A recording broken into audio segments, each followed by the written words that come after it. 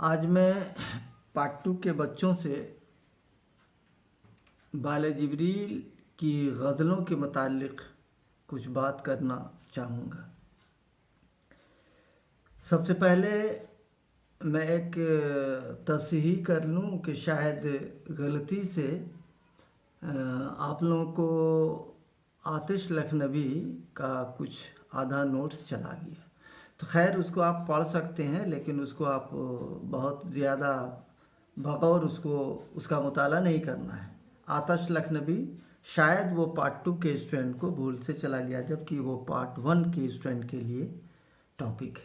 खैर, आज मैं बाले जिब्रील की गज़लों से मुताल्लिक़ गुफ्तगू करना चाहता हूँ।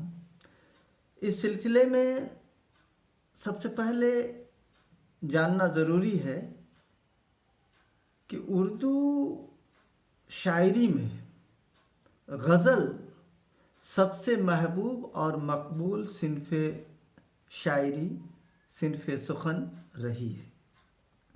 इसकी मकबूलियत की सबसे बड़ी वजह गज़ल का एक ख़ास अंदाज़, तेवर, इसका मिजाज, इसकी नाजुक ख़याली है।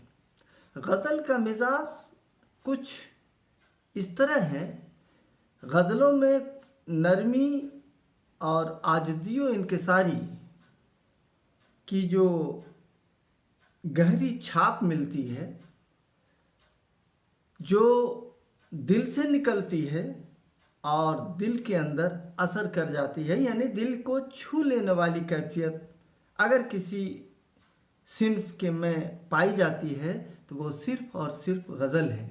इसलिए नाक़िदीन अदब ने गज़ल को उर्दू शायरी की आबरू कहा है, गज़ल को तहज़ीब मेराज कहा है। बहुत सारी बातें गज़ल के सिलसिले में कही गई हैं।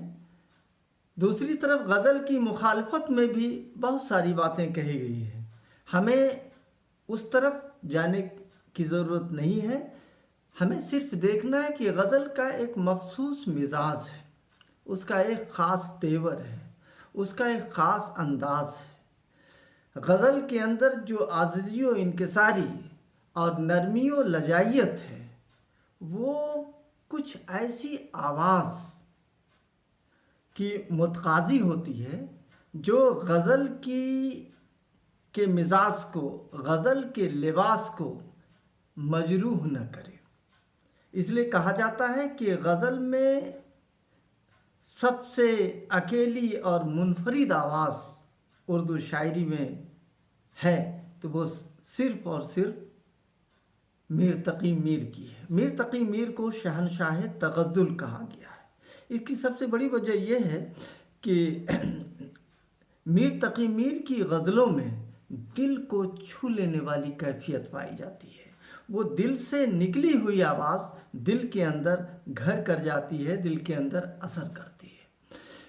लिहाजा अगर गज़ल के मिजाज को, गज़ल के तेवर को किसी शायर ने बहुत ज़्यादा समझा है तो वो मीर तक़ी मीर हैं। इसलिए मीर तक़ी मीर को शहनशाह तग़ज़्ज़ुल, नाखुदाए सुख़न और शहनशाह गज़ल कहा जाता है।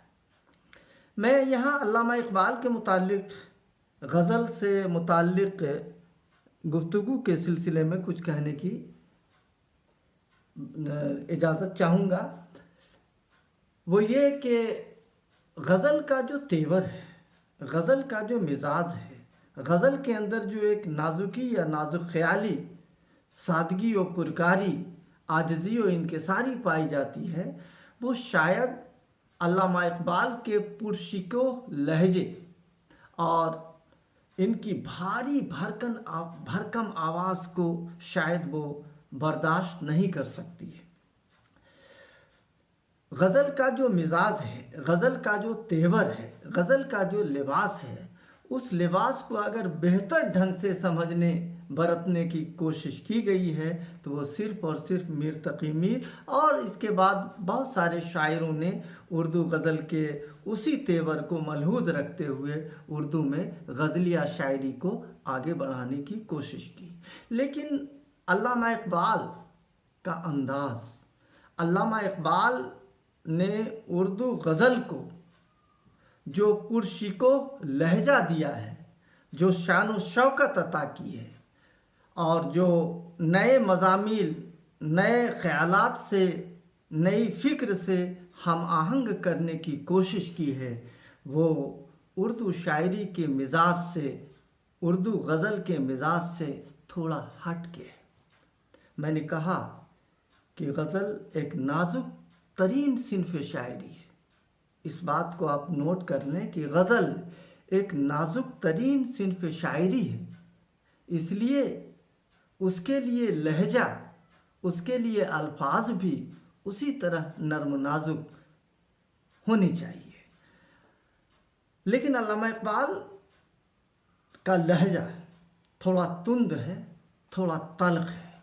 इन्होंने उर्दू गज़लिया शायरी में, उर्दू गज़लों में जो अल्फाज इस्तेमाल किए हैं वो पुरशिको और भारी भरकम है, जो शायद गज़ल के मिजाज, गज़ल के तेवर और गज़ल की नाजुकी शायद अल्लामा इक़बाल के पुरशिको लहजे को बर्दाश्त नहीं कर सकती है।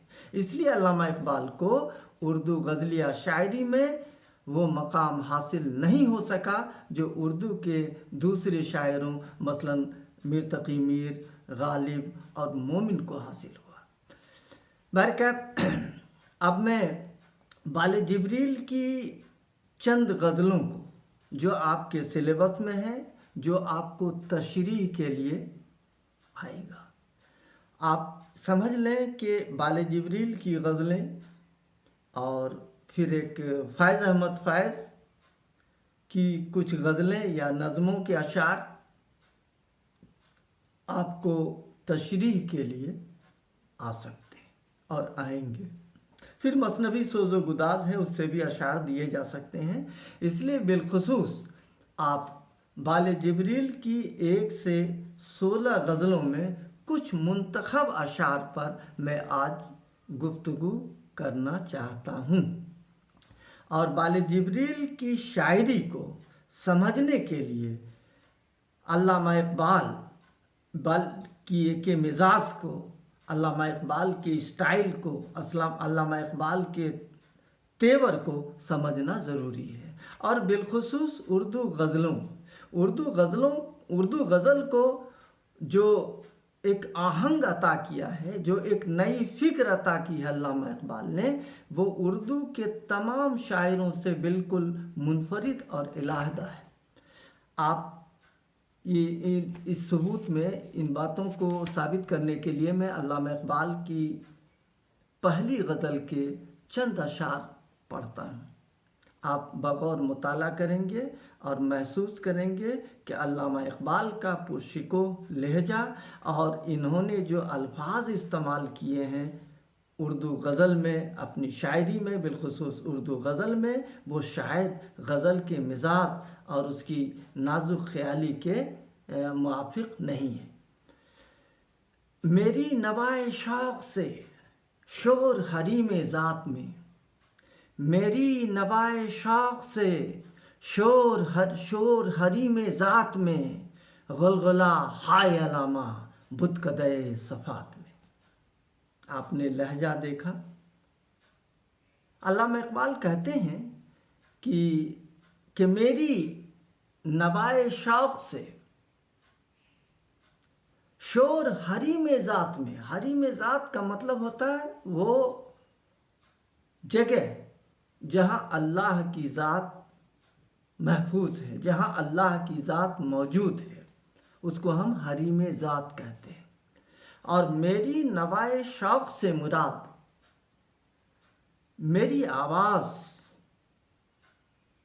मेरी मोहब्बत भरी आवाज़, मेरी मोहब्बत भरी आवाज़, मेरी नवाए शौक़, मेरी मोहब्बत भरी आवाज़, यानी आदम की मोहब्बत भरी आवाज़। कहना ये चाहते हैं अल्लामा इक़बाल کہ جب آدم کی محبت بھری آواز عرش اعظم تک پہنچتی ہے تو عرش اعظم پر ایک شور، ایک ہنگامہ برپا ہوتا ہے۔ میری نوائے شوق سے، میری محبت بھری آواز سے، شور حریم ذات میں، یعنی حریم ذات جہاں اللہ موجود ہے وہاں ایک ہنگامہ، وہاں ایک شور برپا ہوتا ہے۔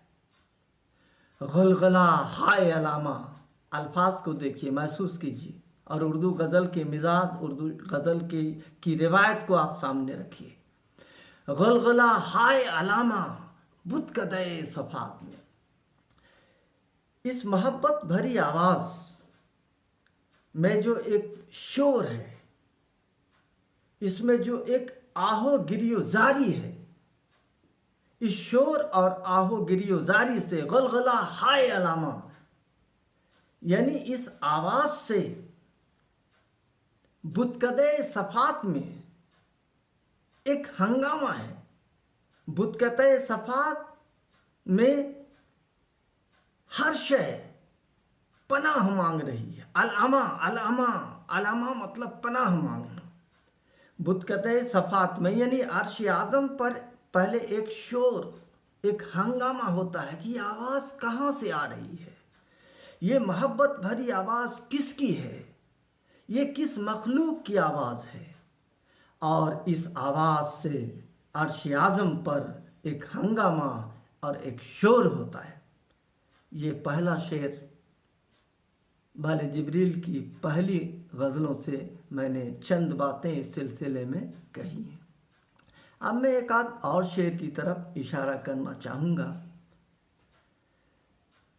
حور و فرشتہ ہیں اسیر، اللہ نے حور کو بھی اور فرشتے کو بھی میرا اسیر بنایا، یعنی میرے لیے حور و فرشتے کو اللہ نے میرے لیے پیدا کیا، وہ میرے تخیلات کا ایک حصہ ہے۔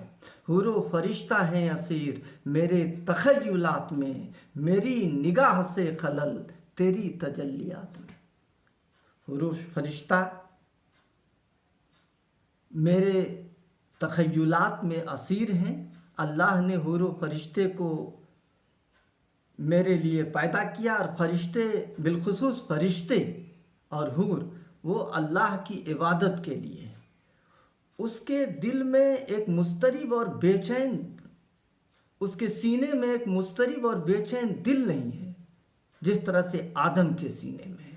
اس لیے وہ گریہ نیم شبی، یعنی رات، آدھی رات کو اٹھ کر گریو زاری نہیں کرتا۔ اس کی محبت، اس کے اندر جذبہ شوق، جذبہ عشق، جذبہ محبت نہیں ہے اس طرح سے جس طرح سے آدم کے اندر ہے، یعنی ہم انسان خلیفۃ الارض آدم کے اندر ہے۔